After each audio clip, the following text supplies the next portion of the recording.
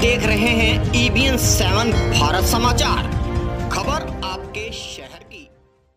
Ghazipur border पे यहाँ पर आपको बता दें, ये यूपी और दिल्ली का बीचों बीच बॉर्डर है। यहाँ पर 11वां दिन हो गया है किसानों के प्रदर्शन को लेकर, लेकिन सरकार अभी टस से मस नहीं हुई है। यहाँ पर आपको बता दें कि सरकार की 5 बार की बैठक में हल नहीं निकल पाया। 5 बार किसानों के संगठनों को बुलाया गया, उसके बाद भी हल नहीं निकल पाया।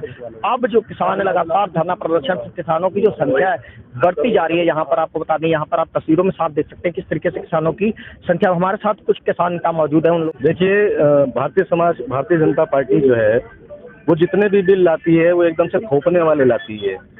अगर ये बिल लाने की कोई ज़रूरत थी भी, वैसे तो थी नहीं, लेकिन लाने की अगर कोई ज़रूरत थी भी तो सबसे पहले किसान भाइयों के साथ बैठ के या उनके मुखियाओं के साथ बैठ के इस पर विचार विमर्श करना चाहिए था, ना कि उसको ला करके सीधे के सीधे उस पर थोप देना चाहिए था।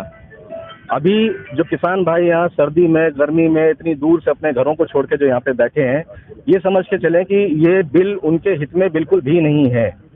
यदि अगर 1%, 2% भी उनके हित में ये बिल होता तो वो लोग यहाँ रस्तों पे नहीं होते।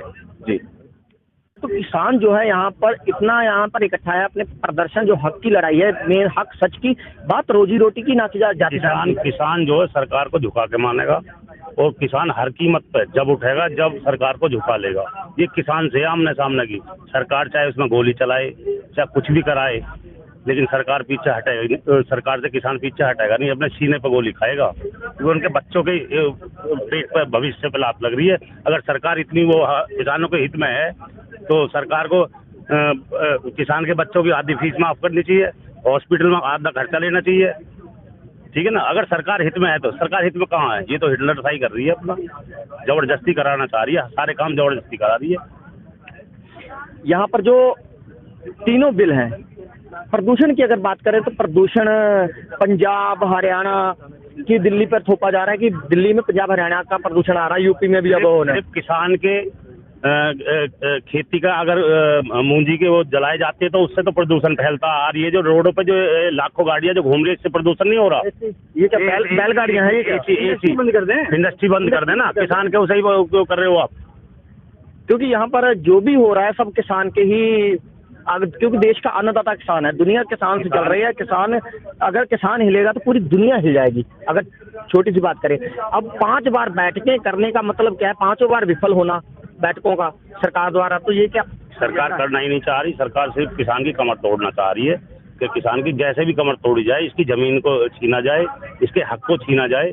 सरकार सिर्फ हक छीनने का काम। ऐसा तो नहीं होगा जैसे CA वगैरह कानून हुआ था और 370 के बाद सरकार यही समझ रही होगी कि किसान भी उसी तरीके से यहाँ पर किसान मानने वाला नहीं है। किसान हर स्थिति से कुछ भी हद तक गुजर जाएगा। किसी जाति का किसान किसी जाति का नहीं है। किसान अपनी छाती पर गोली खाने भी जानता है। अगर आप शाहीनबाग की बात करते हैं, अली यारिब को भारतीय जनता पार्टी जो वहाँ का मुख्य साजिश करता था, जो उसको लीड करता था, तो भारतीय जनता पार्टी ने क्यों भारतीय जनता पार्टी दिल्ली प्रदेश में सदस्यता दिलाई? क्यों उसको भाजपा में शामिल किया? हमारे से जानना चाह रहे हैं, आप बताइए। देखिए, मेरा मुद्दा वो नहीं है। मेरा मुद्दा ये है कि किस तरीके से, जैसे सरकार ने सोचा कि शायद कुछ दिन में शांत हो गया वो मामला। मेरा मकसद ये है कि पूछने का कि ये मसला कहाँ तक चलेगा? 6 महीने जैसे कहा जा रहा है, 6 महीने साल चले हम यहीं रहेंगे।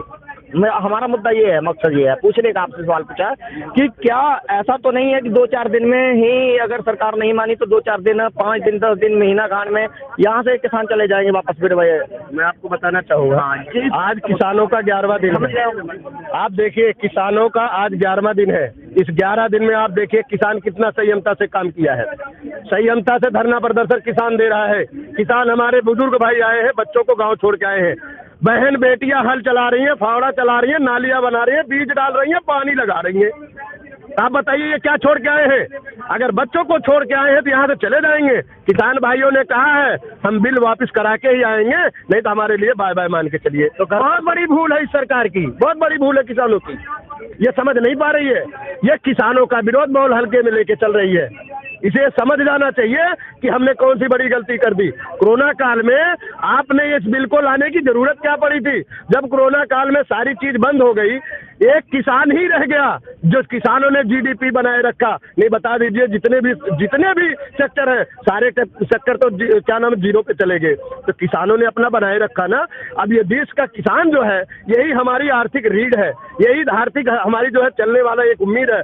किसानों पे आप जो बिल थोप दे रहे हैं, अगर किसान के ऊपर ये लागू कर दे रहे हैं तो फिर इस देश में रह क्या जाएगा, हिटलर साइड रह क्या जाएगा। आओ, और से पहले देश हमारा आजाद था, गुलाम था। ये सरकार हमारे देश के किसानों को, आम जनता गरीबों को केवल गुलाम बनाना चाह रही है।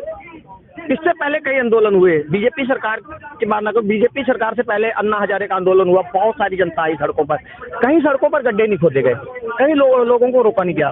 लेकिन किसानों से क्या आखिर दुश्मनी सरकार की कि उसके लिए रोडों पर गड्ढे खोद दिए गए, इतने बड़ा जे लगा दिया गया तामो झाम सेना हेली जे लगा दी गई, ये सब तक को लगा दिया गया किसानों को। राष्ट्रवादी सरकार है ना, पिछली सरकारों को तो देश विरोधी मानते हैं ना, इसीलिए राष्ट्रवादी सरकार इसलिए तो कर रहे हैं, यही तो कह रहे हैं। ये तो हमारे देश की 135 करोड़ जनता बहुत बड़ी भूल कर गई इनको सरकार सत्ता दे करके।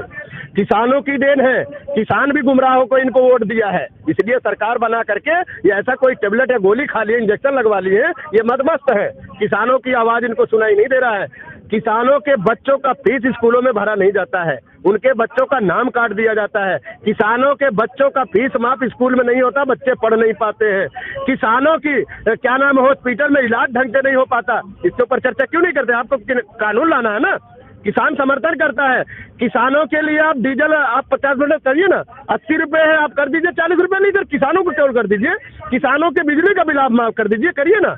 अगर आप कह रहे हैं ना कि किसानों के हित कर गए हैं, ये काम कर डालिए, उनके बच्चों का फीस माफ करवा दीजिए, हॉस्पिटल में जहाँ जाते हैं वहाँ आधा करवा दीजिए, करवाइए ना। नहीं आता, बिहार में भी चुनाव हुआ, मैं यही तो बताना चाह रहा हूँ। ये सरकार जहाँ चुनाव होता है वहाँ कोरोना नहीं होता। अभी हैदराबाद आपके सामने है, देश को देख लीजिए, उसमें कोरोना नहीं है। देश के भारतीय जनता पार्टी राष्ट्रीय अध्यक्ष जाता है, बहुत बड़ा करते हैं। उत्तर प्रदेश के मुख्यमंत्री जाते हैं वहाँ रोड शो करते, तब कोरोना नहीं है।